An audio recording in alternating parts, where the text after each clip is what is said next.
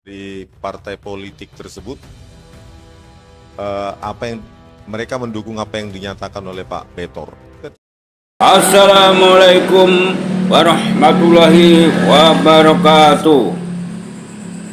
Saudaraku, di mana saja berada, yang saya cintai, yang insya Allah dimuliakan oleh Allah Subhanahu wa Ta'ala. Dalam Quran surat Hud 11 ayatnya 113, yang artinya adalah, dan janganlah kamu cenderung kepada orang-orang yang zalim, yang menyebabkan kamu disentuh oleh api neraka, dan kamu tidak mempunyai seorang penolong pun selain Allah, kemudian kamu tidak akan ditolong. Saudaraku, kita harus berlindung kepada Allah dari sikap mendukung atau membela kezaliman. Allah mengancam dengan api neraka kepada siapapun yang membiarkan kezaliman, membiarkan kemungkaran, membiarkan kejahatan, baik itu dilakukan oleh perorangan, kelompok, apalagi dilakukan oleh penguasa atau rezim yang zalim. Saudaraku, kita harus mencegah kezaliman dengan tangan kalau kita mampu dan kuat, bisa dengan tangan. Jika tidak mampu dengan tangan, kita bisa dengan lisan, melalui mulut kita, melalui tulisan-tulisan kita lewat gadget, lewat medsos, dan lain sebagainya. Jika tidak mampu, cukup dengan hati. Itulah selemah-lemahnya iman kita. Saudara kita, di mana saja berada, keluarga, istri, anak, kita harus diberi pencerahan tentang ini. Dikuatkan keyakinannya bahwa kita harus membela yang benar, harus membela yang hak, membela ajaran-ajaran Allah, membela yaitu agama Allah demi kepentingan kita bersama, demi kepentingan negara, nusa, bangsa, dan negara, juga demi membela, menolong agama Allah, yaitu dengan cara mencegah kemungkaran sesuai dengan kemampuan kita masing-masing. Jangan sekali kita berada pada orang-orang yang zalim, walaupun kita diiming-imingi dengan apa, kita jangan sampai kita yaitu ikut berada, tertarik, tergelincir masuk ke dalam yaitu barisan orang-orang yang zalim. Saudaraku, untuk ini marilah kita simak, kita tonton video dari beberapa pejuang kebangsaan, pejuang bangsa Indonesia, pejuang negara Indonesia, dalam hal ini mencegah kemungkaran, yaitu mencegah kezaliman, menegakkan keadilan, yaitu sudah tidak asing lagi siapa dia, yaitu Rismon Raisoria dan Dr. Tifa. Kita simak, kita dengarkan agar kita tidak gagal paham. Semoga kita mendapatkan barokah, mendapatkan motivasi, selalu dilindungi oleh Allah Subhanahu wa Ta'ala, selalu berada dalam rombongan orang-orang yang soleh, orang-orang yang selalu amar ma'ruf nahi mungkar, dan orang-orang yang selalu berada dalam kebaikan, kesalehan, dan selalu yaitu mencegah kezaliman. Mari kita simak. Di partai politik tersebut, apa yang mereka mendukung apa yang dinyatakan oleh Pak Betor. Ketika live dengan Pak Rifai, pengacara dari pihak Pak Jokowi, mereka keberatan, Pak. Keberatan dengan kehadiran saya dengan Pak Roy. Berarti ada indikasi mereka ada usaha-usaha untuk menolak kami besok, Pak, hari Rabu. Profesor Paiman, itu adalah Ketua Umum Relawan Jokowi. Ya dulu ya, sekarang masih namanya Sedulur Jokowi. Dan tanggal 6 Mei yang lalu, Profesor Pak Hekmahanto nggak ada hujan, nggak ada angin, tiba-tiba WA saya menyuruh saya menyetop semua upaya saya. Dan bahkan menyuruh saya minta maaf ke Jokowi. Dan malah mengetahuan, Mas tolong hentikan semua supaya keluarga Anda aman. Sudah ada dari USU, sudah ada dari UI Watch, sudah ada dari Kapak ITB, sudah ada beberapa profesor dari UGM. Bahkan alhamdulillah, terima kasih. Alhamdulillah mantan rektor, salah satu mantan rektor yang berani vokal pun sudah speak up ya. Nah ini kita akan tur ya Mas ke seluruh Indonesia, langkah bersama dengan para purnawirawan jenderal kita sekalian pemakzulan Fufu Fafa ya. Jadi ini kita akan tur ke seluruh Indonesia mengadvokasi dua hal penting ini. Selamat sore Bapak Ibu. Saya bukan seorang orator Pak. Jadi ngomong saya 1 menit aja cukup ya Pak. Tadi mendadak keluar dari sini karena harus menjumpai seseorang politisi senior ya, dengan pendekatan kebudayaan lah. Terus informasi yang kita dapatkan adalah bahwa apa yang disampaikan Pak Betor Suryadi terkonfirmasi. Ya, jadi dari partai politik tersebut, apa yang mereka mendukung apa yang dinyatakan oleh Pak Betor. Saya nggak bisa menyebutkan politisinya. Jadi sebenarnya amunisi kita akan lebih banyak lagi kalau ada elemen-elemen dari kita yang melakukan pendekatan-pendekatan di parlemen sehingga mengetahui arah politik yang menurut saya begitu Pak ya. Saya bukan orang politik tapi ada sejumlah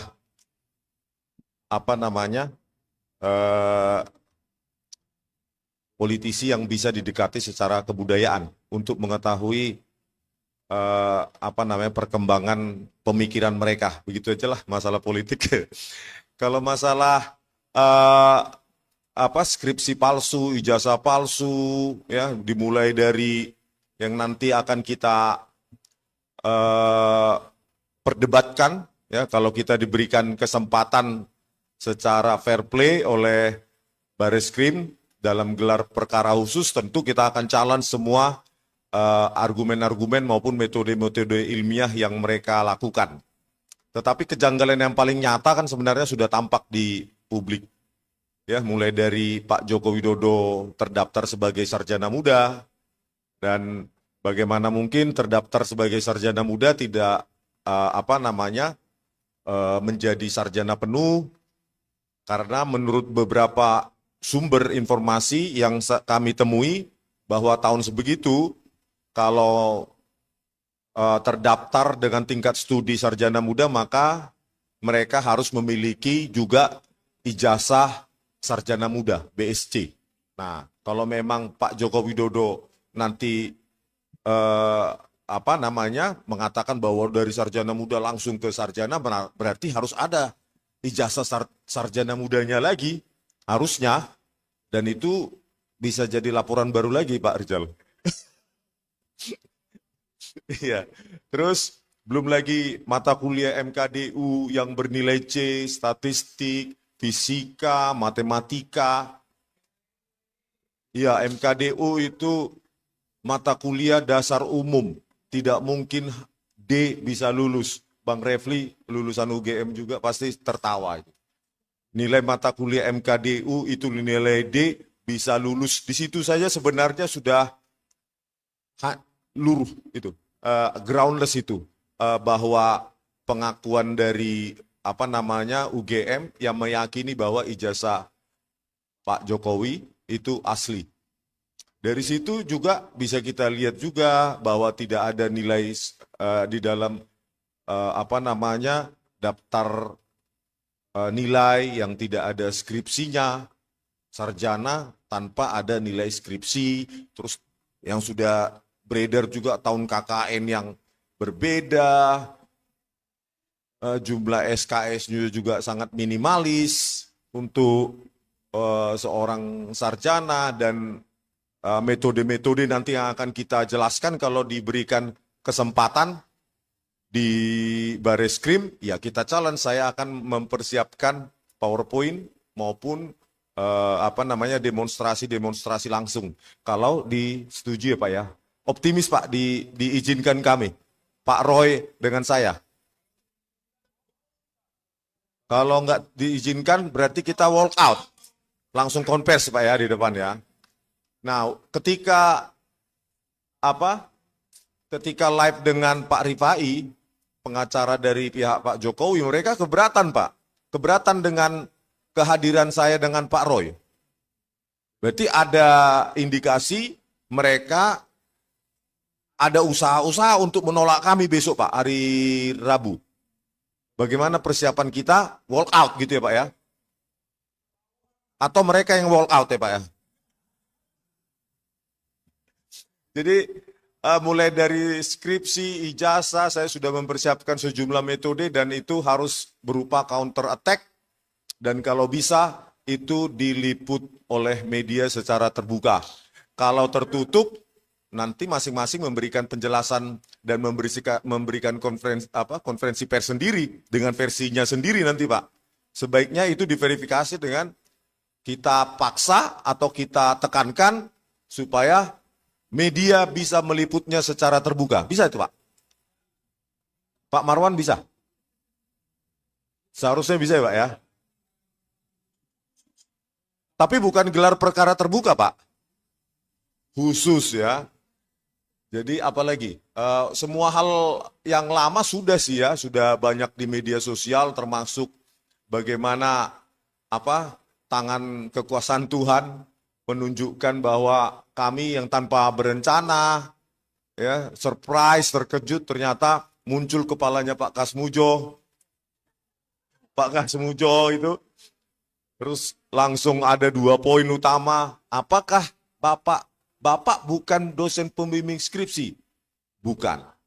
Bukan pula dosen pembimbing akademik. Agak pikir dia dikit, bukan. Bukan dosen pembimbing akademik Pak? Bukan. 2 kali pertanyaan itu dan confirm. Berarti harusnya Joko Widodo sudah bisa dilaporkan pembohongan publik. Karena tahun 2017 di video tersebut, meskipun secara eksplisit tidak disebutkan bahwa Pak Kasmujo bukan dosen pembimbing skripsi, tetapi semua orang menyimpulkan, publik menyimpulkan, wartawan menuliskan bahwa pada saat itu Pak Kasmujo adalah dosen pembimbing skripsi. Yang dibantah oleh Pak Kasmujo, dikoreksi oleh Pak Jokowi. Setelah itu hasil koreksinya juga dibantah. Betapa lemahnya civil society kita. Kalau kita bohong, dengan gampang Jokowi melaporkan kita. Dia bebas berbohong. Dia bebas menipu rakyat. Enggak ada tuh yang berani civil society kita kecuali TPUA. Makanya saya sangat respect kepada TPUA yang enggak takut di penjara apapun risikonya melaporkan. Mana elemen-elemen masyarakat lain yang berani? Coba itu, Joko Widodo laporkan dong. Telah menipu Pak Kasmujo sebagai dosen pembimbing skripsi. Setelah itu berubah lagi dosen pembimbing akademik dan dibantah oleh Pak Kasmujo. Itu video Pak Kasmujo kan bisa sebagai bukti bahwa Pak Jokowi itu berbohong. Mana elemen masyarakat lain? Apakah hanya TPUA yang berani di Indonesia ini? Ormas-ormas lain mana? Apakah sudah dapat tambang? Iya kan Pak? Iya mana? Backup dong kami, gitu loh. Kami kan berjuang bukan untuk Bu Tifa, Pak Roy, saya, Pak Rizal. Ini untuk kita semua. Coba bayangkan. Di backup dong kami, mana elemen-elemen masyarakat yang lain. Kok berdiam diri, tapi kalau Indonesia baik nanti tinggal panen. Begitu. Ya Pak Marwan, bisa ya Pak ya? Atau kita laporkan ke DPR Pak? Loh, kan tahun 2017 Pak Jokowi kan sedang menjadi presiden. Apa nggak ada pasal kebohongan untuk seorang presiden? Yang ahli hukum kan banyak ini Pak. Kalau saya kan ahli di lapangan aja.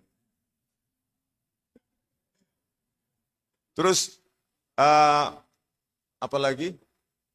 Ya intinya metodologi ya akan kita challenge karena pada saat ditampilkan oleh Dirtipidum ada 6 dokumen sekaligus yang ditampilkan, tetapi usianya sama tapi warna kertas berbeda. Itu penjelasannya apa? Penjelasannya harus saintifik dong. Ya.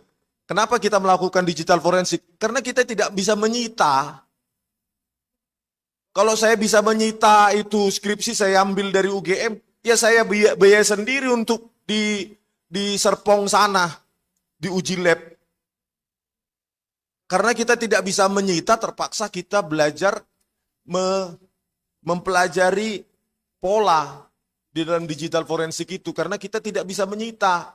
Sama seperti kenapa bisa kita ilmuwan misalnya bisa mengatakan bahwa bumi itu bulat. Karena polanya bulat, meskipun kita tidak pernah mengitari bumi. Terus membuktikan sendiri bulat. Tetapi itulah ilmuwan. Bahwa dari skripsi yang secara teknologi, perkembangan atau evolusi teknologi itu melawan hukum waktu, hukum alam, maka itu bisa dipastikan itu palsu. Skripsi palsu, ya Pak, preteksnya skripsi palsu pasti ijazah palsu. Makanya kalau kita bisa sita itu pinjam sama Bu Rektor, Bu, bisa nggak pinjam skripsinya? Selesai itu, saya bawa aja. Ada punya teman peneliti di Serpong, tolong bro, teliti ini beda usia kertas antara lembar pengesahan skripsi dengan prakata dan setelahnya. 1 minggu jadi Pak. Tapi karena kita tidak punya kewenangan untuk menyita, maka kita lakukan cara lain. Dan waktu saya dan istri mengunjungi perpustakaan Fakultas Kehutanan UGM, ya kami cuma dikasih 5 menit dan ditunggui begini. Bentar ya Pak. Udah Pak. Udahlah Pak, cukup Pak, nanti saya dimarahi. Dan ketika datang lagi ke Jogja kemarin untuk meminta rilis video pertemuan tanggal 15 April 2025 yang sangat monumental itu Pak. Satu pun pejabat UGM tidak ada yang berani mengeluarkan statement, tanggapan, apalagi menjumpai. Jadi berapa jam saya menunggui di Humas UGM? 2-3 jam, orangnya ada di tempat, koordinator Humas UGM, nggak berani keluar. Mungkin kalau sampai sore nggak berani juga dia keluar itu Pak. Pertanyaan kenapa nggak berani kalau memang jujur, kalau memang mereka bisa memastikan dokumen-dokumen yang ada itu adalah memastikan bahwa Jokowi alumni UGM. Nah, ketakutan itu, kepengecutan mereka itu semakin meyakinkan saya bahwa Jokowi bukan alumni UGM. Pak Jokowi, Anda bukan alumni UGM. Mengaku saja lah Pak. Kalau saya pribadi saya maafkan Bapak, tapi nggak tahu rakyat yang lain. Ya. Kalau saya pribadi, saya secara pribadi. Tapi banyak rakyat mungkin berpandangan berbeda. Tetapi Pak, dokumen-dokumen itu, kejanggalan itu sudah terlalu banyak Pak. Jangan tetap bertahan dalam kebohongan Anda, sehingga tenggelam dan diselimuti kecemasan terus. Ya, Bapak cemas dimanapun Bapak berada, sementara kami di sini ketawa-ketawa. Ya, dan kepada UGM, ya, khususnya skripsi-skripsi tahun 1985 yang saya minta ditunjukkan di perpustakaan Fakultas Kehutanan UGM, yang sejak tahun 1985 sampai awal 1990-an, kemana itu Bapak Ibu? Katanya transparansi akademik harus ditegakkan. Coba dong ditaruh di Fakultas Kehutanan UGM supaya bisa kita bandingkan teknologinya. Ternyata ketakutan, ya, ketertutupan akademik membuat UGM menjadi universitas sekelas universitas yang cukup memalukan. Saya sebagai alumni dan mungkin ribuan alumni UGM yang lain ya merasa malu. Dulu UGM nggak seperti ini. Betapa ketatnya UGM ya bahwa menuliskan nama dosen kita, gelarnya ada titik atau tidak, suruh pulang. Tanpa harus diberitahu apa salah kita. Karena apa? Anda sudah mahasiswa, cari tahu sendiri, pulang ngeprint.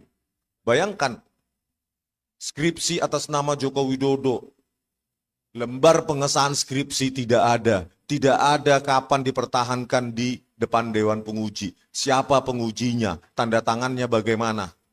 Itu nggak usah secara forensik, secara akademik saja, itu bukan skripsi. Karena yang paling bertanggung jawab terhadap skripsi, tesis, disertasi, bukan pembimbing. Puluhan tahun jadi dosen pasti paham itu. Yang paling bertanggung jawab terhadap isi dari skripsi, tesis maupun disertasi adalah penguji. Penguji.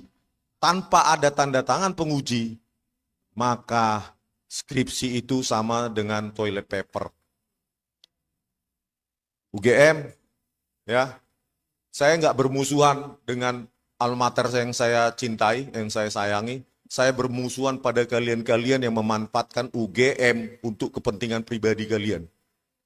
Ya, saya bermusuhan pada kalian, ya, karena nanti ada relagama, ya, sejumlah alumni Gajah Mada juga yang akan membuat gerakan-gerakan yang setuju dengan pendapat saya. Kami tidak ingin UGM yang kami cintai, yang kami saksikan bagaimana dosen-dosen kami mendidik kami dengan hidup kesederhanaan, dalam kesederhanaan, yang cinta pada integritas akademik. Kalian coreng Profesor Ova Emilia, Wakil Rektor, Wening Udasmoro, dan lainnya yang mewakili UGM sekarang. Kalau tidak bisa kalian tunjukkan dokumen-dokumen yang membuktikan atau mematahkan argumen kami dan membuktikan bahwa Pak Jokowi adalah lulusan UGM, terbuka, maka lebih baik mundur. Mundur, Bu Ova Emilia, mundur, Bu. Ya, karena apa? Sebenarnya Joko Widodo akan runtuh dengan sendirinya kalau UGM jujur. Runtuh. Makanya saya bilang, setelah dari Jakarta ini saya akan sebulan, tiap hari saya akan mendatangi UGM. Karena akar masalah adalah di UGM. UGM, Bu, jangan menjadi universitas penipu. Tidak ada satupun skripsi di UGM yang tanpa ada tanda tangan penguji. Ayolah, Bu Ova Emilia, kembalikan alma mater kita, kebanggaan kita menjadi universitas yang bermartabat lagi. Ya, jangan hanya karena Joko Widodo semua aturan birokrasi atau aturan akademik kalian langgar. Sayangi alma matermu, ingat Bu Ova Emilia bagaimana Anda dididik dengan dosen-dosen Anda dulu di kedokteran gigi, ya, kedokteran gigi. Bu Ova. Wah, kedokteran umum UGM, ya, dosen-dosen kita dulu yang kebanyakan sudah almarhum. Ingatlah itu, Bu. Ya, jangan, Bu Ova, jangan memakai seseorang yang sekarang menjabat komisaris, padahal dia bukan lulusan UGM. Ya, dia cuma lulusan Ruko University 3 lantai. Bagaimana itu menjadi pembela UGM yang paling die hard? Kan konyol. UGM punya orang-orang pintar. Skripsi itu Bu Opa kasih ke Fakultas Teknik Elektro, selesai 1 hari mereka simpulkan itu bodong. Ayo libatkan ahli-ahli dari UGM sebelum nama UGM hancur. Ya, jangan libatkan lagi itu die hard Jokowi, relawan Jokowi, ya, Projo lah, apalagi itu Joman lah, apalagi itu sedulur Jokowi lah. Memangnya UGM nggak bisa membela dirinya sendiri, ya? Ya, masa cuma Sylvester Stallone yang lulusan Ruko University menjadi diehard pembela pembela UGM sih? Dia bukan alumni UGM. Siapa lagi tuh? Pitra Romadoni bukan alumni UGM. Andi Aswan bukan alumni UGM. Ya, kami tahu aturan akademik yang dijunjung tinggi di UGM, sehingga kami sangat yakin UGM bermain, maksud saya pengurus UGM bermain di sini. Pasti itu. Karena kami ya lahir dari rahim UGM. Kami paham aturan UGM yang sangat ketat. Kalau Sylvester ya nggak tahu. Sylvester tahunya bagaimana menjilat supaya jadi komisaris. Sama seperti Ade Armando yang sekarang jadi komisaris PLN. Yang dengan enteng dia di YouTube-nya mengatakan saya dungu. Ade Armando, kau bisa menjadi penjilat Jokowi, tapi jangan sekali-sekali mengatakan saya dungu. Saya masih bermartabat, saya tidak membuat video yang mendungu-dungukan Anda. Karena kalau saya buat itu saya sama rendahnya seperti Anda. Ya. Sejumlah kali ada orang yang menawarkan komisaris lah, jabatan inilah ke email saya. Saya bilang, pret. Makan tuh jabatan. Kalau malam ini saya mati, besok mati, biarkanlah saya mati bukan menjadi seorang penjilat seperti Anda, Ade Armando. Terima kasih. Assalamualaikum warahmatullahi wabarakatuh.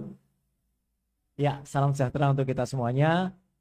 Sahabat-sahabat yang baik ada di ruangan ini maupun yang menyaksikan kita semuanya dari media maya. Alhamdulillah, saya siang hari ini masih bersama-sama dengan perjuangan kita semuanya untuk ya kita sama-sama membongkar atau katakanlah memastikan bahwa apa yang selama ini kita lihat itu ternyata mengandung 99,9% kepalsuan atau palsu. Ya. Jadi kalau mungkin ada yang mempertanyakan kenapa baru sekarang? Ya memang semua itu tidak ada yang mengatur. Semua itu seperti sudah digerakkan oleh tangan-tangan Allah Subhanahu wa taala.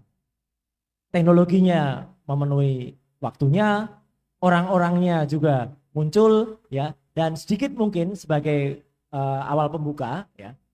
Saya sebenarnya dengan Dr. Rismond ini juga alhamdulillah dipertemukan di kasus ini. Dipertemukan kenapa? Karena kami berdua dulu saling berhadapan.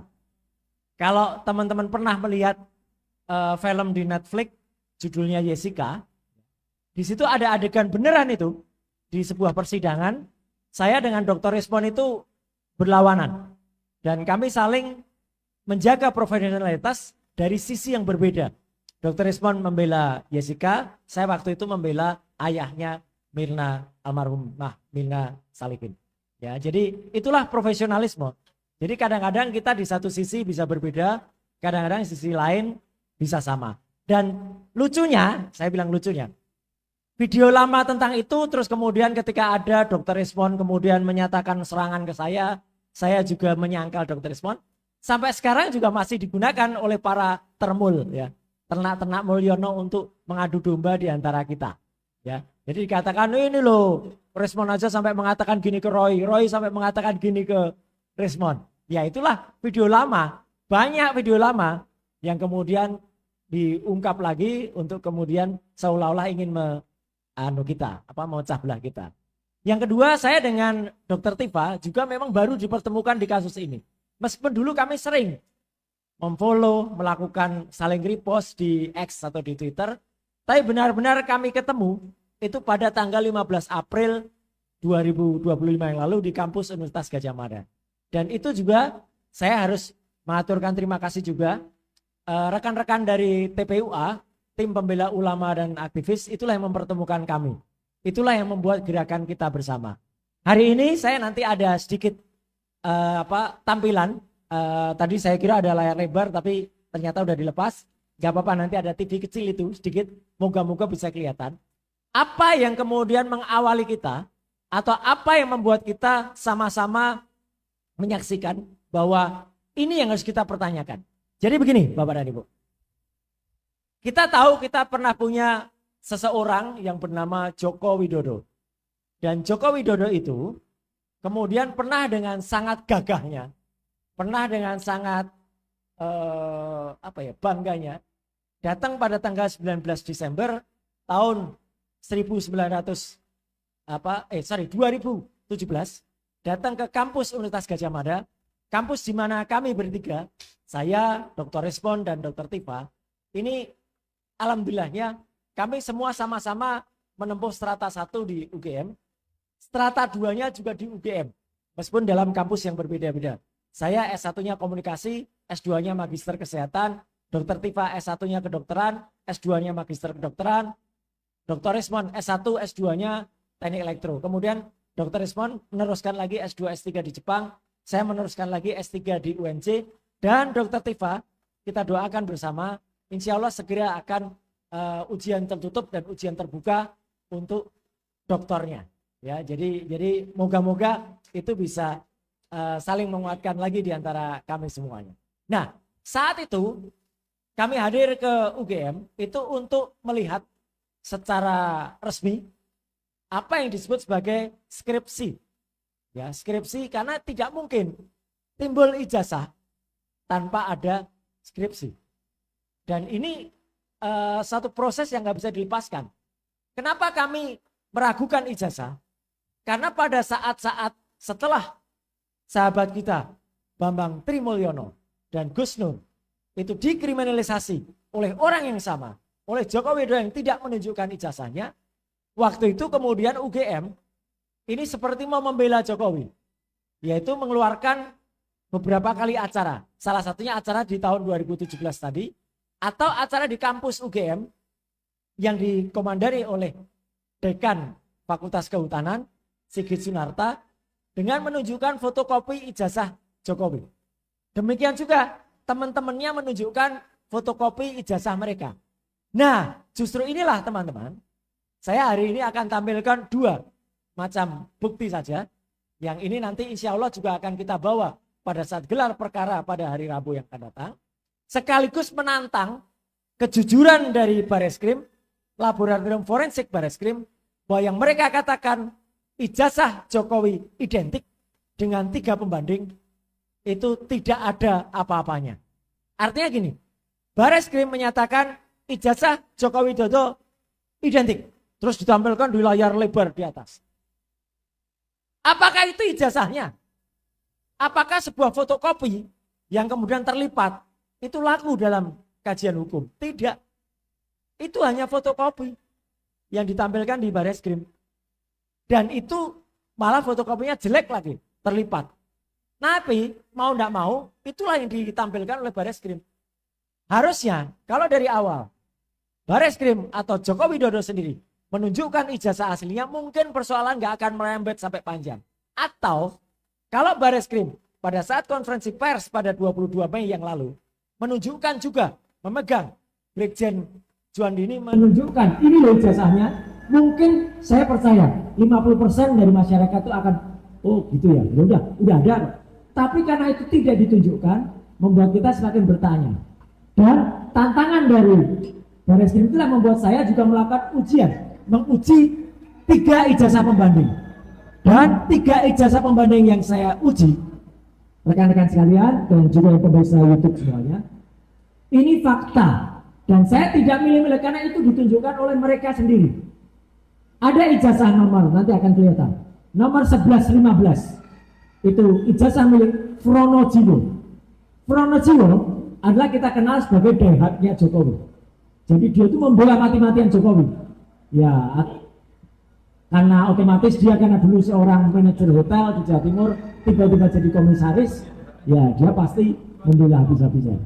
Yang kedua, ijazah nomor 1116. Nah, di sebelah kanan ini, mungkin yang satu persatu dulu mas, bukan yang 44. Ini akan kita lihat bersama. Ijazah 1120 milik Joko Widodo. Maaf karena gambarnya kecil ya. Nah inilah yang ditampilkan pada saat di konferensi pers di Bareskrim. Nah ini, terima kasih sudah dibesarkan. Jadi ini aneh. Kalau ini disebut fakta hukum, tentu teman-teman praktisi hukum di sini akan ketawa. Ini fotokopi. Fotokopi berarti bukan asli. Saya bilang lucu sekali. Bareskrim malah menampilkan hanya yang ini. Jadi fotokopi terlipat, ada tetesan kopi juga. Jadi ini foto dari tetesan kopi. Ini ijazah nomor 1120. Ini miliknya Joko Widodo. Saya minta Mas, coba tampilkan yang lain, gak apa-apa. Nanti saya 1115. Kita ada ijazah yang lain. Yang itu saya gunakan sebagai pengganti. Nah ini 1115. Miliknya Fronojiwo. Oke, teman-teman, saya tampilkan ini sebagai keterbukaan. Kalau Mabes Polri mau membanding, harusnya pembandingnya dikeluarkan. Jangan pembandingnya disembunyikan. Ini ijazah pembanding 1115 milik Fronojiwo. Ya, lanjut 1116 Mas. Nah 1116 adalah miliknya almarhum Hari Mulyono. Yang almarhum Hari Mulyono itu sudah meninggal. Dia adalah mantan suaminya Idayati. Idayati adalah adiknya Jokowi yang sekarang sudah menjadi istri Anwar Usman. Jadi sebenarnya garis merahnya udah kelihatan. Kenapa Anwar Usman selaku ketua MK waktu itu bisa mengeluarkan putusan 90 untuk si Fugu Fafa. Ini ijazah nomor 1116 milik Hari Mulyono. Oke. Nah, satu lagi sebagai banding ijazah nomor 1117 miliknya Sri Murti Ningsih. Mohon izin Mas, bisa tampilkan. Nah, ijazah itu Ibu dan Bapak sekalian dan pemirsa YouTube, nah ini milik Sri Murti Ningsih, karena yang bersangkutan waktu itu menunjukkan keberatan ditutup wajahnya, nggak apa-apa. Yang penting nomor ijazahnya jelas, tulisan ijazahnya kelihatan. Bapak dan Ibu, dari 3 tahun, mungkin saya mohon maaf, mata awam tidak akan bisa melihat bedanya. Semua akan mengatakan, oh ya sama ya, ada logonya, ada tulisannya, dan lain sebagainya. Tapi insya Allah mata Dr. Ismon, mata saya, mata Dr. Tifa ini melihat perbedaannya. 3 ijazah pembanding inilah kalau Brigjen Soehardi mau menyampaikan ini adalah yang identik. Kenapa identik? Satu nanti saya tunjukkan dulu di mana perbedaannya, tapi nanti Bapak dan Ibu akan bisa melihat perbandingan semuanya. Saya membandingkan antara huruf Z ini dengan logo UGM. Kemudian dengan huruf A dengan logo UGM. Huruf Z-nya kalau dalam 3 ijazah 115, 116, 117, selamat datang Dr. Tifa. Ini adalah posisinya masuk ke dalam. Ini 3 ijazah ini, ya. Ini posisinya masuk ke dalam Z ini, Z ini, Z ini. Kemudian huruf A-nya itu adalah masuk ke dalam logo. Ijazah 1120 milik Joko Widodo, huruf Z-nya agak naik ke atas, agak naik di atas logo. Huruf A-nya keluar dari logo. 1, 2, 3, 11, 15, 11, 16, 11, 17 sama persis. Huruf A-nya masuk dalam logo, semuanya masuk. Huruf Z-nya keluar semua, agak naik. Punyanya Joko Widodo, huruf A-nya keluar dari logo, huruf Z-nya malah hampir keluar dari logo.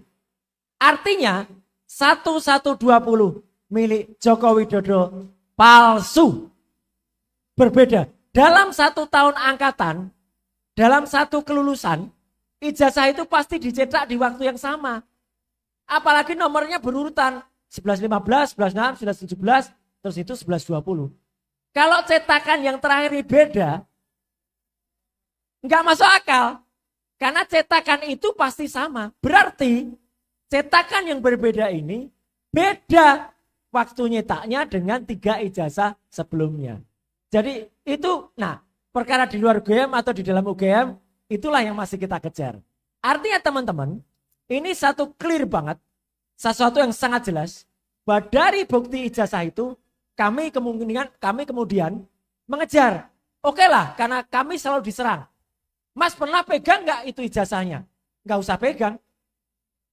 Tidak usah pegang. Ini sama seperti teknologi itu bisa menjawab. Ibu-ibu pernah enggak? Mohon maaf ini. Ibu-ibu pernah enggak waktu, maaf ini ya, waktu mengandung, pemeriksaan kandungan, dan dulu kalau dokter zaman dulu, meriksa bayi yang ada di dalam perut kita, itu alatnya waktu dulu itu hanya stetoskop. Didengarkan di sini. Oh ya, bayinya sehat bu. Tapi enggak penting. Sekarang, tanpa dokter itu memegang bayi ibu, kan sudah ada alat namanya USG, ultrasonografi. Ultrasonografi semakin canggih. Bisa tahu bayinya di dalam itu bentuknya kayak apa. Bahkan USG yang 4D, 4 dimensi, udah kelihatan di layar kayak gitu tadi. Terus kelihatan bentuk bayinya cowok atau cewek pun kelihatan. Bahkan dokter pun kadang-kadang bercanda. Ya, bu itu bayinya ketawa, dadain dong gitu. Ya kan nggak bisa lihat bayinya. Tapi itu teknologi. Sama dengan yang kami gunakan. Saya Dr. Rismond, Dr. Tifa, berbeda ilmunya. Saya dan Dr. Rismond mungkin sedikit agak sama. Tetapi kami menggunakan teknologi. Dan teknologi itulah yang dibuat oleh manusia dan dengan menggunakan akal pikiran yang diridhoi oleh Allah Subhanahu wa taala. Kita manfaatkan. Jadi saya selalu menjawab, meskipun kita tidak perlu pegang ijazahnya yang asli, kenyataannya Baris Krim juga tidak tampilkan ijazah aslinya. Itu aja. Tapi kita bisa tahu karena adanya teknologi. Itu fakta pertama. Fakta kedua yang kami dapatkan pada saat saya, Dr. Tifa, Dr. Rismond, dan teman-teman sebagian TPUA datang ke kampus UNAS Gadjah Mada, kami memegang kalau ini langsung, bukti langsung, namanya primary evidence, yaitu skripsi dari Joko Widodo. Mas boleh tampilkan sekarang skripsi? Mungkin nggak usah semuanya, cukup ada yang namanya daftar atau lembar pengesahan saja nanti, yang ada tanda tangannya. Ya, jadi itulah yang membuat kami semakin yakin dan bukan hanya keyakinan yang hanya bersifatnya naratif, tapi nah ini teman-teman semua, ini adalah lembar yang ada di dalam skripsi berjudul Joko Widodo. Saya tidak memastikan itu skripsinya Joko Widodo. Tapi ini ada di dalam buku skripsi yang tertulis nama luarnya Joko Widodo. Di sini kelihatan sekali ada 2 penanda tangan. Nanti biar Dr. Rismond yang menjelaskan soal fontnya. Kalau Dr. Rismond mengatakan huruf yang digunakan di skripsi ini, hurufnya terlalu canggih. Terlalu cantik kata Dr. Rismond. Belum ada di tahun 85. Iya, saya skripsi tahun 90 aja masih pakai mesin ketik. Padahal saya kerja di toko komputer terbesar di Jogja waktu itu. Ya. Saya bisa menggunakan printernya, tapi printer laser waktu itu harganya 20 juta. Ngeprint 1 lembar itu mungkin 10.000. Gak mungkin seorang mahasiswa bisa ngeprint kayak gini. Dicetak di percetakan perdana, hasilnya pun gak kayak gini. Jadi ini jelas cetakan baru. Nanti jelas ya biar Dr. Rismond. Tapi artinya kita melihat di sini. Di sini ada nama pembimbing utama. Profesor Dr. Insinyur Ahmad Soemitro. Kebetulan ini semua saya yakin juga tidak kebetulan. Dr. Tifa adalah sahabat ketika sekolah dengan putrinya Profesor Ahmad Sumitro. Yaitu Mbak Aida, namanya siapa dulu? Aida Astineng Putri. Sekarang namanya menjadi Aida Greenberry karena tinggal di Australia. Mbak Aida Greenberry sudah langsung teriak di media sosial. Ini bukan nama ayah saya. Ayah saya pakai U, Sumitro. Tanda tangannya juga beda. Mbak Aida mengirimkan contoh tanda tangannya ayahnya. Beda. Kalau orang grafolog, orang yang belajar tanda tangan langsung menebak. Tapi alhamdulillah saya juga sempat belajar tanda tangan, sempat belajar daktiloskopi waktu itu, jelas beda. Dan yang paling menarik, Bapak dan Bu, ini yang paling menarik. Di sini tertulis Profesor Dr. Insinyur Ahmad Soemitro. Dan ini Yogyakarta, ini harusnya diisi November. Oke. Profesor Dr. Ahmad Sumitro baru mengucapkan pidato pengukuhan guru besar pada bulan Maret tahun 1986. Jadi pada saat ini Beliau belum profesor. Nggak mungkin nulis namanya dengan profesor. Jadi lembar ini palsu. Tanda tangannya juga tidak sama dengan terima kasih Mas sudah dibesarkan. Ya, tanda tangannya palsu. Kalau DK-nya ini tanda tangannya sebenarnya tidak yakin kita tanda tangan basah atau benar, ya. Gitu. Artinya atau ini printing. Tapi yang jelas Profesor Ahmad Sumitronya salah. Sumitronya salah, belum profesor. Mas mungkin satu lagi kalau boleh yang ketikan biasa, yang stempelnya sih soal miring. Tapi kalau stempel miring sih biasalah, nggak apa-apa kalau itu nggak. Satu lagi sebagai bukti terakhir sebelum nanti kita lihat di situ di lembar yang ketikan biasa, ketikan manual, namanya masih betul, masih Dr. Insinyur Ahmad Sumitro. Dan itulah yang dibuat oleh si pemilik skripsi ini aslinya. Jadi kira-kira gini, itu ada skripsi orang, dilepas 2 lembar depannya, dikasih nama Joko Widodo, dan karena membuatnya sudah Profesor Ahmad Sumitro, maka dia ngetiknya profesor. Padahal aslinya dia masih doktor. Jadi kesalahan-kesalahan ini sangat mungkin. Sama seperti, nah ini. Ini di sini ada Bapak Profesor Dr. Sunardi, betul. Atasnya Bapak Doktor Insinyur. Jadi belum profesor. Ini yang benar. Dan ini ketikan tangan, ketikan manual. Ini ada satu, ini termasuk dalam satu lembar buku skripsi yang ada. Masuk akal enggak? Dalam sebuah buku yang depannya profesor, yang belakangnya doktor. Kalau kita jadi Profesor Ahmad Sumitro, saya bilang, loh, nama saya sudah profesor kok diturunkan? Atau saya masih doktor kok jadi profesor? Kualat, nggak boleh kita. Nah, jadi itu. Kemudian dalam ini bukan saya nggak menunjukkan, Bapak dan Ibu sekalian, memang tidak ada lembar pengujiannya. Skripsi tanpa lembar pengujian tidak akan lulus. Dan kenapa kemudian Dr. Tifa, Dr. Rismond sampai masuk ke desa KKN? Karena itu sebuah hal yang sangat berkesinambungan. Mahasiswa masuk itu tentu dia diterima dulu. Setelah diterima dia bayar SPP. Bayar SPP dia registrasi. Ini urut gak? Nanti Dr. Tifa akan cerita. SPP-nya tidak benar. Kemudian pendaftaran registrasinya masih sarjana muda. KKN-nya nanti Dr. Rismond yang datang ke desa Ketoyan. Ruwet di sana. Ketika awalnya dikatakan oleh Ju Hamdani, KKN-nya Jokowi tahun 83, itu desa KKN-nya semuanya ketika ditanya ngomongnya 83. Ibu kepala desanya ngomong 83. Ditanya oleh teman-teman kurusan tanah, 83 atau 85 Bu? 83. Tapi setelah kita serang 83-nya, seorang mahasiswa tahun 80, gak mungkin 83 sudah KKN. 3 tahun itu gak mungkin. Dia otak dewa kalau 3 tahun sudah KKN. Dia ngambil SKS-nya 1 semester 30, baru bisa KKN. Setelah itu Joko Widodo meralat sendiri di Solo. Ketika ditanya wartawan, dia tanya 85 awal.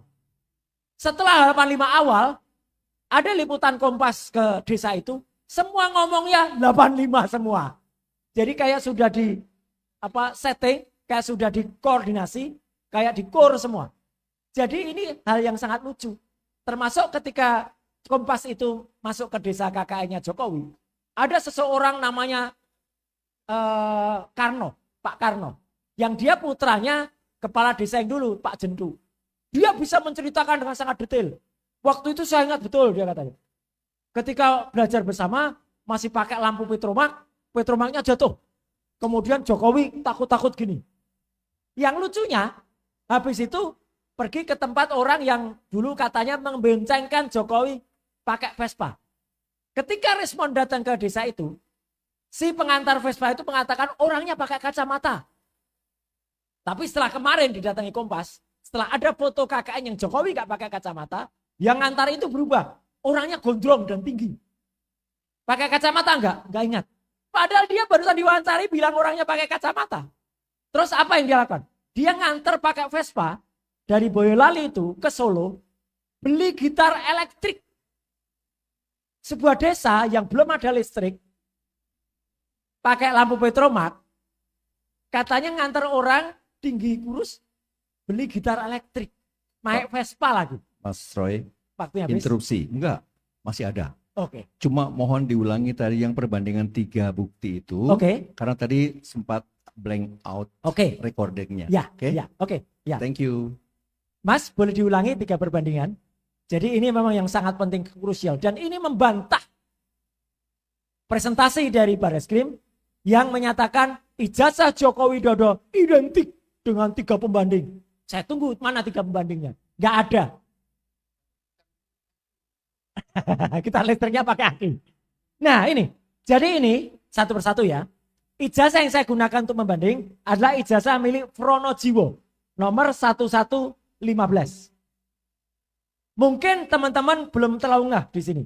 Ini Z-nya masuk ke dalam logo, masuk banget. Hampir 1/6-nya masuk ke logo. Huruf A-nya sama sekali masuk ke logo. Oke. Sekarang kita lihat ijazah berikutnya, Mas. Terserah yang nomor berapa. 116, 1116 atau 1111 itu sama dengan ini. Semuanya Z-nya. Nah, ini miliknya almarhum Hari Mulyono. Jadi orang ini nggak mungkin lagi membuat-buat ijazah sekarang karena sudah wafat. Ini lihat Z-nya. Z-nya pun juga masuk ke dalam logo. A-nya juga tertutup oleh logo. Saya kebetulan hanya punya yang fotokopinya. Tapi tidak masalah. Dalam dunia digital analisis, mau berwarna atau fotokopi, kalau hanya melihat skalanya, hanya melihat jaraknya, itu semua masuk. Lanjut Mas, yang 117, Sri Murti Ningsih. Nah ini masuk juga A-nya. Ini Z-nya masuk juga. Sekarang coba kita lihat. Ijazah 1120 miliknya Joko Widodo yang terlipat itu. Ya. Itu akan kita lihat bersama. Meskipun terlipat, meskipun fotokopi, masih bisa terdeteksi. Silakan. Gak apa, kita tunggu sebentar. Nah ini. Setnya keluar. Hampir keluar. Jadi hanya tinggal kakinya saja. A-nya keluar dari logo. Gak masuk. Mungkin tadi kita gak ngeh. Setelah kita lihat ini, beda. Ini hal yang mustahil. Kalau kata Asmuni di Sri Mulat.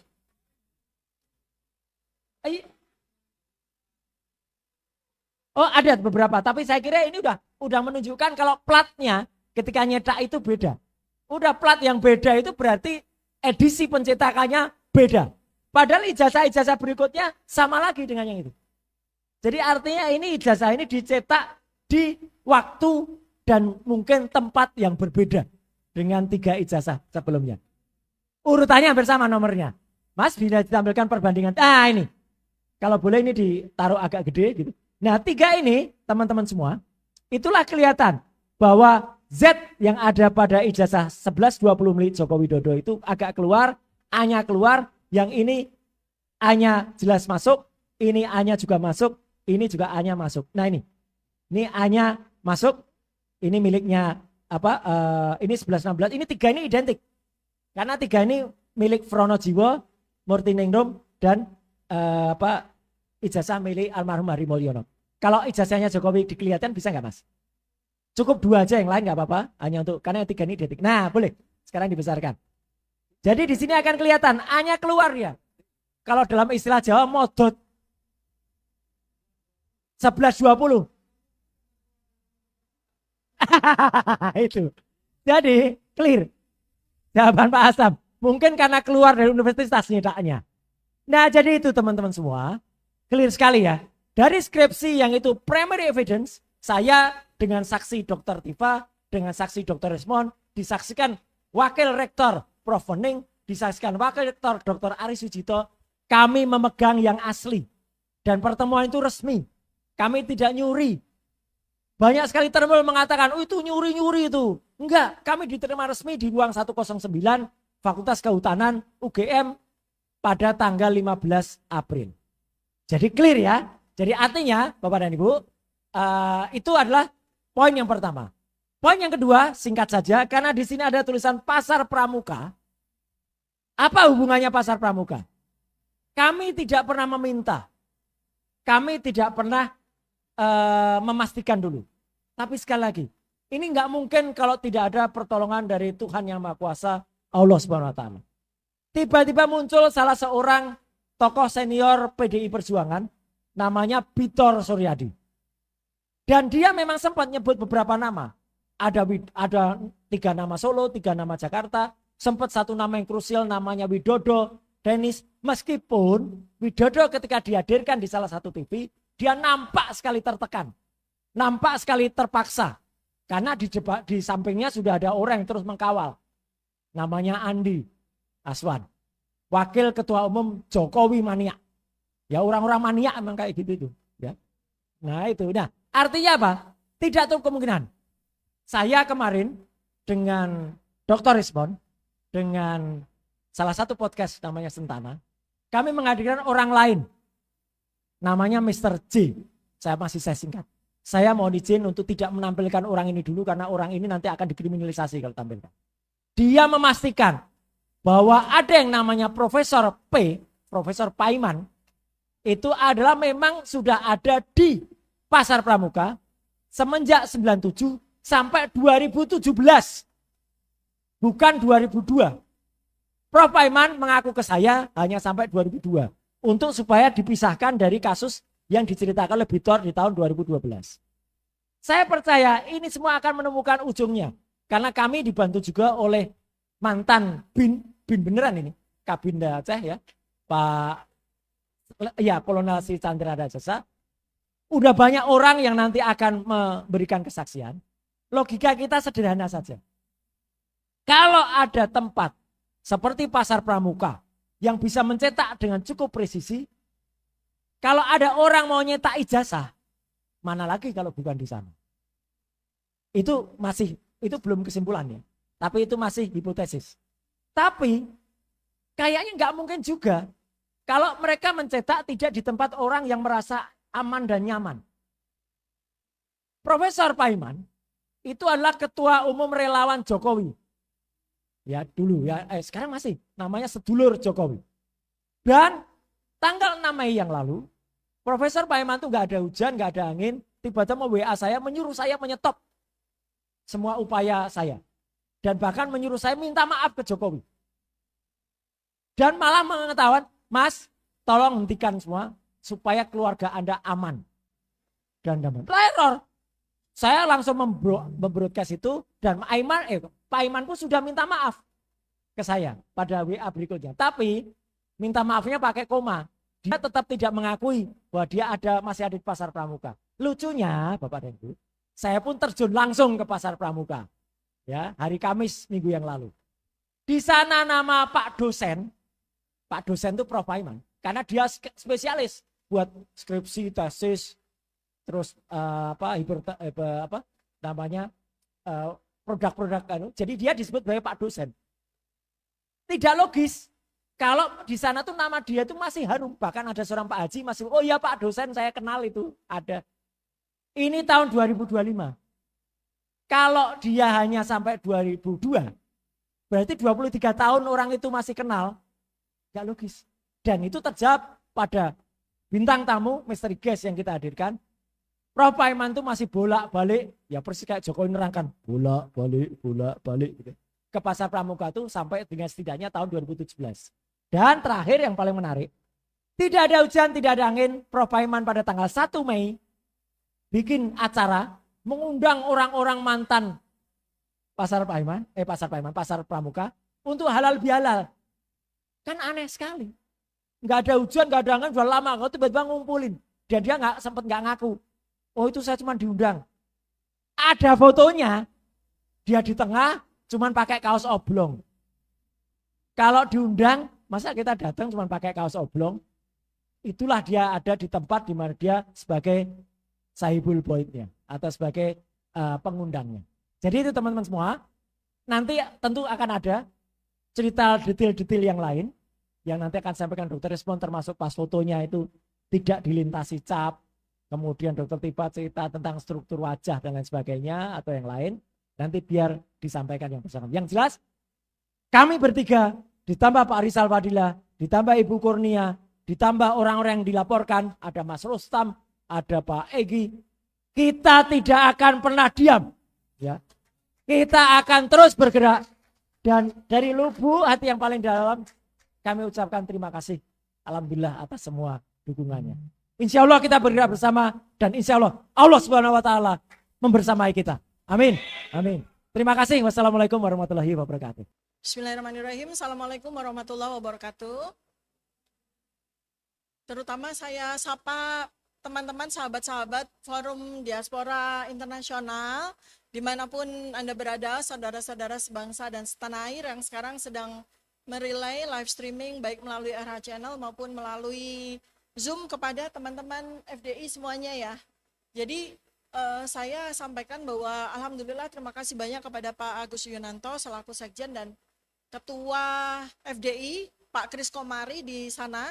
Sekarang sedang tengah malam di California beliau, tapi saya yakin beliau sudah menyimak dengan seksama. Kemudian juga saya ucapkan terima kasih kepada Sohibul Bait yang sebagai ketua Pak Medi ya, Pak Medi ya sebagai ketua Dewan Pertimbangan Agungnya FDI ya Pak Medi. Terima kasih dan juga atas fasilitas yang diberikan kepada kita semuanya dan teman-teman sahabat-sahabat semua yang hadir di sini menyematkan diri. Jadi saya akan menyampaikan tentang materi saya terkait dengan advokasi internasional. Karena ini acara FDI, jadi memang fokusnya adalah pada advokasi internasional. Dan memang ini adalah sebuah momentum Bapak Ibu semuanya ya, dimanapun Anda berada. Karena saya barusan dapat surat cinta dan ini juga bersama teman-teman semuanya. Surat cinta lagi dari Polda, begitu ya. Jadi pada saat yang pertama kami sudah diminta kehadirannya sebagai saksi begitu ya. Nah sekarang surat cinta yang kedua ini kami bukan lagi sebagai saksi tapi sudah dinyatakan sebagai terlapor. Dan jadi meningkat ya. Skalanya meningkat sekarang. Naik kelas. Dan secara pasal-pasal juga naik kelas. Pasal-pasalnya besar-besar. Pasal-pasalnya 6 tahun, 8 tahun, 12 tahun gitu ya. Jadi pasal-pasalnya besar-besar sekali. Dan yang paling lucu adalah disampaikan oleh orang-orang yang tidak jelas. Jadi ada nama-nama, ada 5 nama yang tidak jelas siapa ini jati dirinya. Bukan orang yang tidak pernah kita kenal, tahu-tahu dipakai namanya untuk melaporkan kami. Dan yang lebih lucu lagi, yang lebih dagelan Sri Mulat lagi adalah kami dituduh menghasut, menimbulkan keonaran, sampai kemudian menimbulkan ya semacam apa, bakar-bakaran atau bunuh-bunuhan seperti itu ya, karena akibat pidananya seperti itu. Jadi ini adalah sesuatu yang sangat tidak masuk akal. Dikenakan kepada kami ya para cendekiawan, Mas Roy, Bang Rismon, kemudian Bu Kurnia, para aktivis, para ilmuwan, peneliti yang sedang menegakkan kebenaran, yang kebenaran itu tidak saja bermanfaat bagi seluruh rakyat Indonesia, tapi juga bermanfaat bagi kepolisian sendiri. Karena kepolisian itu kan hak milik kita semuanya. Kepolisian itu menegakkan kebenaran, perangkat hukum yang membantu rakyat untuk menegakkan kebenaran. Nah, tadi sudah disampaikan secara panjang lebar oleh sahabat saya, Pak Dr. Royo Surya ya, bahwa sebenarnya persoalan ijazah ini sudah clear dari A, B, C, D, E sampai Z, diulang lagi ke A lagi sampai Z, udah clear semua. Dan Allah Subhanahu wa Ta'ala juga sudah mengirimkan berbagai macam saksi-saksi yang bermunculan. Kemudian juga para anak-anak yang sudah kita duga ya, bahwa setelah Roy, setelah Rismon, setelah Tifa akan ada muncul anak milenial, anak zilenial yang mungkin jauh lebih cerdas daripada kami, catch up secara teknologi. Jadi sebetulnya persoalan ijazah ini sudah selesai, sudah jelas kronologi dari sejak tahun 2000 terancam, ya kan?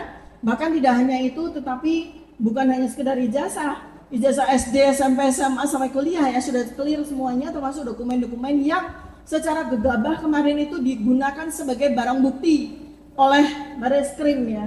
Nah inilah yang kemudian kami mengharapkan, kami ingin membantu kepolisian jangan sampai memalukan kita di mata nasional maupun di mata internasional. Masa kepolisian menggunakan barang bukti abal-abal, bikinan pojok pramuka, bukan sekedar ijazah, KRS, KHS, transkrip semuanya. Bahkan saking penasarannya, Bang Rismon sudah melakukan penelitian langsung ke lapangan. Saya pun juga sudah menemukan foto yang dikatakan itu sebagai foto yang bersangkutan di KKN ternyata salah desa. bukan desa Ketoyan yang jadi foto Gosono. Jadi seperti itu ya. Ini sesuatu lelucon yang sangat memalukan. Tetapi lebih dari itu, teman-teman semuanya dimanapun Anda berada ya, bahwa sebenarnya cerita ini yang lebih takut bukan yang bersangkutan, yang melaporkan kami dengan inisial JW, bukan. Tapi ada ratusan orang, bahkan mungkin ribuan orang yang ketakutan. Karena mereka juga produk pasar Universitas Pasar Pramuka. Saya menduga itu. Jadi yang mendapatkan benefit atau manfaat dari UPP Universitas Pojok Pramuka itu bukan cuma yang bersangkutan ini. Jadi itu sebetulnya yang membuat kami menjadi sangat terancam. Nah, kemudian berikutnya lagi adalah kalau kita lihat dari sisi logika sederhana yang digunakan oleh JW ini ya, dia berpikir begini, ini kalau kita lihat secara logika sederhana saja ya. Seorang lulusan dari Universitas Pojok Pramuka gitu ya. Dia kan menggunakan sebuah logika yang sangat sederhana. Orang-orang yang pintar-pintar ini, orang-orang yang julid-julid ini, orang-orang yang tidak akan berhenti bertindak, meneliti ya, sampai titik darah penghabisan ini, mendingan taruhin aja dikandangin. Jadi urusannya selesai. Itu logika sederhana orang yang tidak pernah sekolah.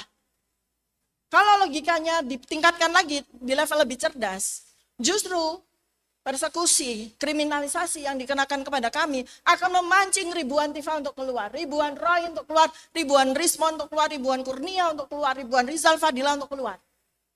Dan itu nanti itu judulnya rungkat. Rungkat tidak saja nama kita menjadi sangat buruk, Indonesia menjadi sangat buruk, tapi di mata internasional itu kita menjadi sangat menyedihkan. Sebagai negara tempat tumbuh suburnya segala kepalsuan, ya. Karena itu maka pada hari ini, Mas mungkin bisa ditayangkan ya slide saya. Jadi pada hari ini saya berkesempatan untuk menyampaikan bagaimana kami mengusulkan kepada semua kuasa hukum kami yang sekarang ini sudah hadir maupun yang tidak bisa hadir.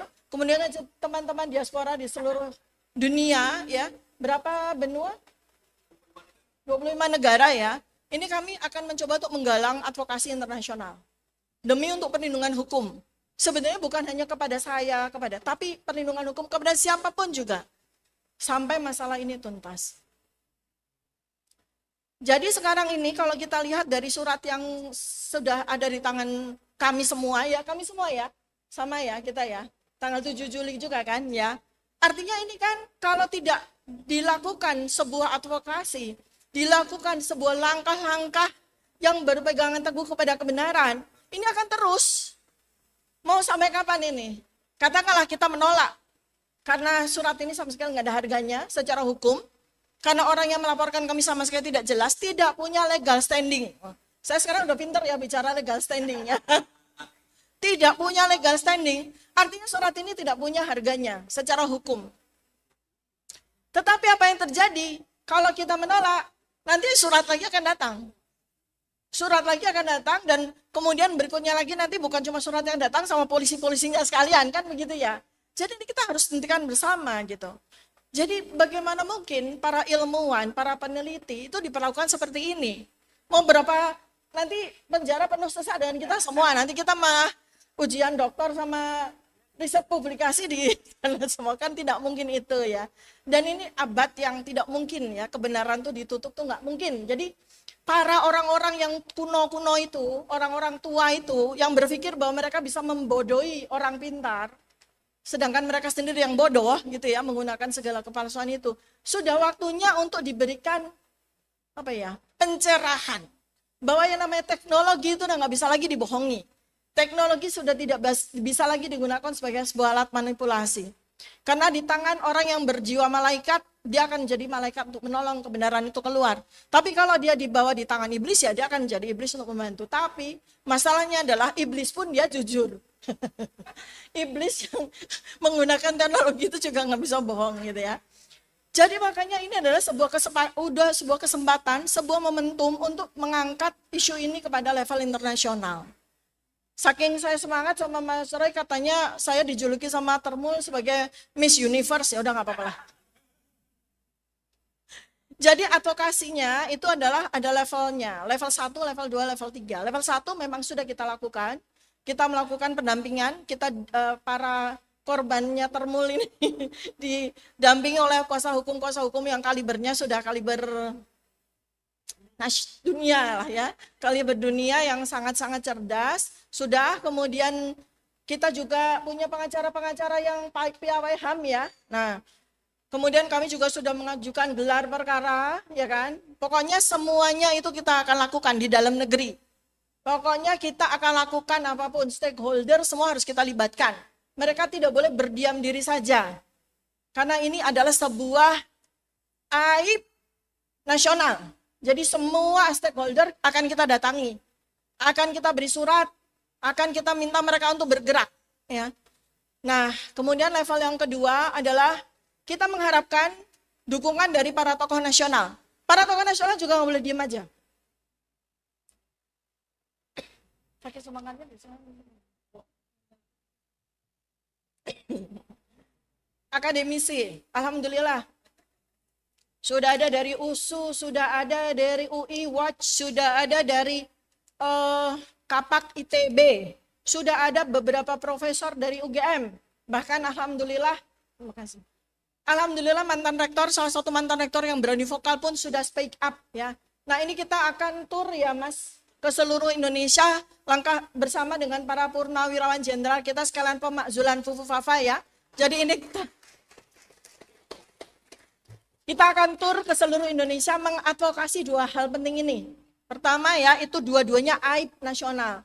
Satu, persoalan polemik ijazah harus selesai bersama dengan pemakzulan Fufufafa.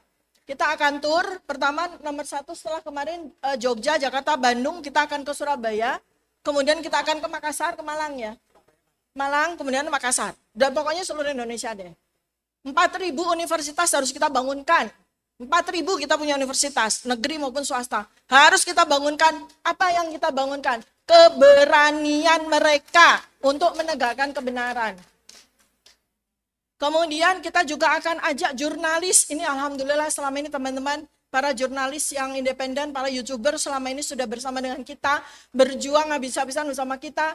Maka saya juga ingin sekali agar jurnalis-jurnalis media mainstream juga akan kita buka wawasan mata hatinya agar bisa mengumandangkan kebenaran. Kemudian beraktivis lintas sektor juga. Aktivis perempuan, aktivis laki-laki, aktivis pokoknya segala macam aktivis mau kita advokasi semuanya. Kemudian yang berikutnya yang pasti sebetulnya manjur itu adalah petisi publik. Ini petisi publik dilakukan oleh negara Brazil. Saat ini negara Brazil sedang berbelasungkawa dan kejadiannya terjadi di Indonesia. Ya. Tentang seorang pendaki gunung. Ya. Dan masyarakat pemerintah Brazil menganggap pemerintah Indonesia lalai, lambat, dan gaungnya langsung internasional. Coba bayangkan, hanya satu orang saja gaungnya internasional. Kenapa? Karena terjadi petisi publik. Jadi petisi publik ini sangat-sangat penting untuk kita lakukan sekarang. Dan karena dua surat yang sudah kami terima, ini sangat mengandung unsur pelanggaran HAM. Sangat mengandung gender-based repression yang terutama melibatkan saya, Dr. Tifa dengan Ibu Kurnia. Betapa selama ini kami jadi bulan-bulanan para termul, para buzzer. Bahkan sekarang tidak kurang-kurang teror-teror yang kita terima setiap hari. Bahkan anak-anak saya pun juga kena terornya. Saya namanya sudah luar biasa di fitnah secara dizalimi secara luar biasa. Bahkan almarhum ayah saya, almarhum kakak saya pun dizolimi luar biasa ya. Dan ini adalah sebuah pelanggaran HAM berat yang tidak bisa kita diamkan. Nah, level yang ketiga internasional. Inilah terima kasih banyak Pak Medi yang saya hormati, mentor saya, kemudian Pak Agus Yunanto, dan seluruh teman-teman sahabat-sahabat yang sekarang ini hadir. Kita sekarang bergerak kepada level advokasi internasional. Jadi kita sudah melakukan izin ya Pak Medi, kita sudah izin kepada Presiden Prabowo Subianto, kita sudah memberikan surat kepada Presiden Prabowo Subianto, artinya kita sudah izin kalau beliau diam, kalau pemerintah diam, mohon izin, kami akan bawa ke level internasional. Kami akan kumandangkan masalah pelanggaran HAM ini kepada PBB. kepada lembaga HAM global. Kita akan lapor kepada special reporters, juga lembaga Women Human Rights Defenders. Pokoknya intinya kita gaspol ke level internasional. Kalau pemerintah diam saja, tidak memberikan perlindungan kepada kami yang notabene adalah warga negara Indonesia yang sah, tidak berbuat apapun selain menegakkan kebenaran. Bahkan pemerintah bertendensi untuk melindungi para pembohong, para penipu negara Indonesia ini. Maka kita sudah siapkan. Maka kita berhenti dulu, Dokter Tiba. Jadi mohon maaf sobat sekalian, ini ada masalah teknis ya. Kasihan Dokter Tiba udah semangat, tapi internetnya ngelemot dia di tadi. Jadi dia nggak jalan internetnya. Nah, iya, jadi kami ngambil kebijakan, mohon maaf buat rekan-rekan yang di Zoom-nya kami matiin. Ya. Zoom-nya kami matiin, tapi ada jalan keluarnya. Jalan keluarnya adalah mereka bisa tetap nonton di RH Channel, gambarnya malah lebih bagus. Itu satu. Ya. Yang kedua, kalau mereka mau komentar bisa langsung di RH Channel atau di pribadi Mas Agus. Silakan Mas Agus ditambahkan sedikit. Iya, jadi teman-teman saya terutama yang di luar negeri mohon dimaklumi kondisi ini karena baru kali ini kita pakai 2 jalur ya. Jalur Zoom dengan jalur RH Channel ya. Jadi awalnya begitu, ternyata dari segi teknis ini ada sedikit kendala sehingga yang terbaik dari yang baik adalah kita pakai RH Channel karena lebih clear. Jadi teman-teman yang saat ini sedang ada di Zoom, silakan beralih ke RH Channel ya. Lihat di YouTube ya. Ini YouTube ya, Bang Refli ya. Di RH Channel, lalu tune in di situ ya. Kemudian kalau ada pertanyaan bisa disampaikan di channelnya Refli Harun, bisa ya Bang ya? Oke, bisa langsung, itu live streaming itu. Atau bisa teks japri ke saya atau di grup Forum Diaspora Indonesia yang ada grupnya ya. Atau chat japri ke saya nggak apa-apa. Jadi saya dan Dr. Refli Harun mohon maaf atas inconvenience ya, occurred gitu ya. Tapi ini bukan kesengajaan, ini hanya masalah teknis. Kita ambil yang terbaik dari yang baik. Terima kasih, silakan Dr. Tifa. Maaf agak terganggu sedikit. Please go ahead. Iya, nanti saya akan kasih link YouTube-nya kepada Mas Agus. Mas Agus ya. Sorry, maaf. Halo. Ya, nanti saya kasih link YouTube-nya. Mas Agus kasih ke grup ya. Agar mereka bisa langsung akses. Silakan dokter, maaf ada gangguan ya. Ini sebelumnya dokter ada pengumuman mobil Wuling B2793 PFI agar dipindahkan mobil Wuling warna putih, pindahkan dulu karena mengganggu kendaraan yang lain. Silakan. Makasih. Dokter Iva, silakan dilanjutkan. Mohon maaf dan terima kasih. Baik, terima kasih. Ya, saya lanjutkan. Ini tapi tidak terganggu kan ya? Penjelasan saya tadi enggak? Dokter waktunya bebas. Oh, enggak, maksudnya tadi enggak terganggu. Enggak. Mesti rewind ke belakang. Ini panggungnya dokter. Tadi oke ya, semua clear ya. Saya tinggal lanjut. Baik, jadi kita akan menggunakan berbagai instrumen internasional yang relevan tentu saja. Artinya kita enggak seperti Rambo yang nembakin semuanya, kita sniping. Kita akan menggunakan pasal 19 dari Universal Declaration of Human Rights ya. Jelas itu di kebebasan berekspresi menyatakan pendapat itu tidak cuma dilindungi oleh Undang-Undang Dasar 1945, tetapi juga dilindungi oleh undang-undang internasional. Jadi itu yang kita pakai. Kemudian berbagai instrumen seperti ICCPR, bukan OCCRP ya. ICCPR pasal 9, pasal 19 itu menyebutkan bahwa hak atas perlindungan dari penahanan sewenang-wenang dan kebebasan informasi dilindungi undang-undang internasional. Kemudian CEDAW pasal 7 itu perlindungan perempuan, Bu Kurnia, kita dilindungi oleh undang-undang internasional dalam kehidupan publik. Jadi perempuan, anak-anak itu tidak boleh sama sekali mengalami kesewenang-wenangan seperti yang kami terima. Jadi mungkin nanti kita akan lanjut ke Komnas Perempuan dan ke Komnas Anak ya untuk bisa melanjutkan. Kalau mereka diam saja kita ke internasional. Kemudian deklarasi PBB bahwa negara wajib melindungi mereka yang membela HAM.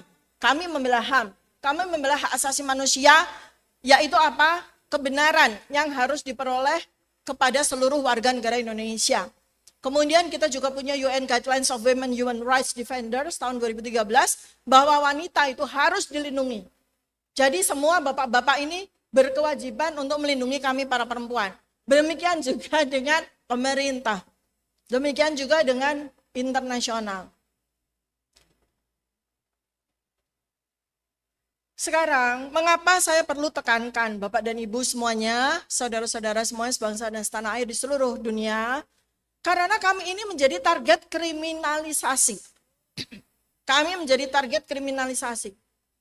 Kalau sampai negara tidak bertindak, semua stakeholders negara tidak bertindak, berarti apa?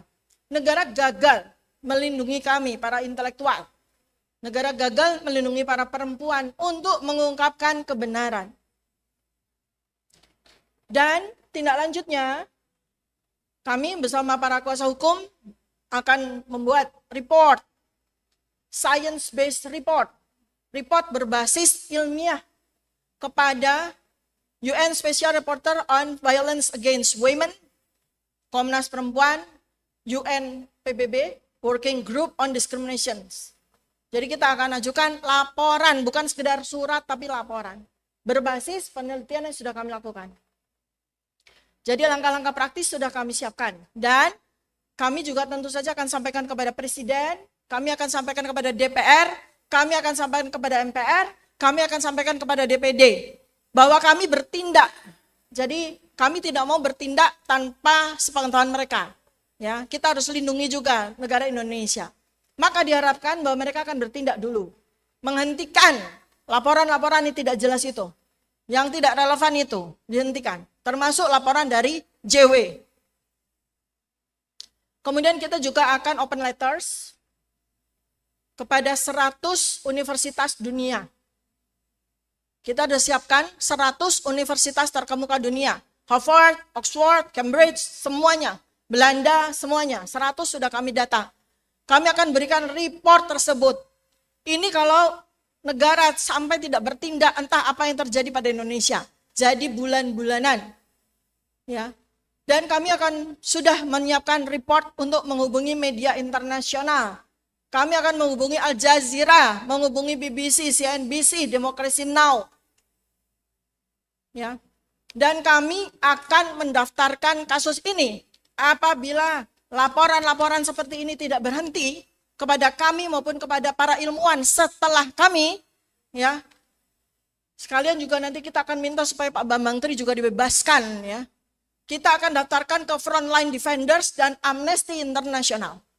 Karena dengan penjelasan dari semua penelitian kami maupun Pak Betor dan kawan-kawan, jelas Pak Bambang Tri tidak bersalah. Sehingga dia pun juga harus mendapatkan perlindungan dari Amnesty International. Sehingga dengan demikian, langkah-langkah kami ini terstruktur metodologis, sistematis, dan masif. Ya, akan kami lakukan supaya apa? Supaya tidak ada lagi korban-korban seperti kami. Yang seharusnya kami itu tenang meneliti, tenang memproduksi berbagai temuan ilmiah, tenang menegakkan kebenaran, terpaksa kami harus bolak-balik ke Polda. Kami harus bolak-balik ke polisi. Tidak hanya soal waktu, tenaga, dan pikiran, tapi moral dan mental kami juga tercederai hanya karena kami ingin menegakkan kebenaran. Itu sudah tidak bisa dibenarkan lagi. Zaman itu sudah berlalu. Ini zaman modern abad 21. Sudah tidak model lagi, sudah tidak zaman lagi. Orang bicara dikriminalisasi. Orang bicara dibungkam. Apalagi ini bicara tidak sembarangan.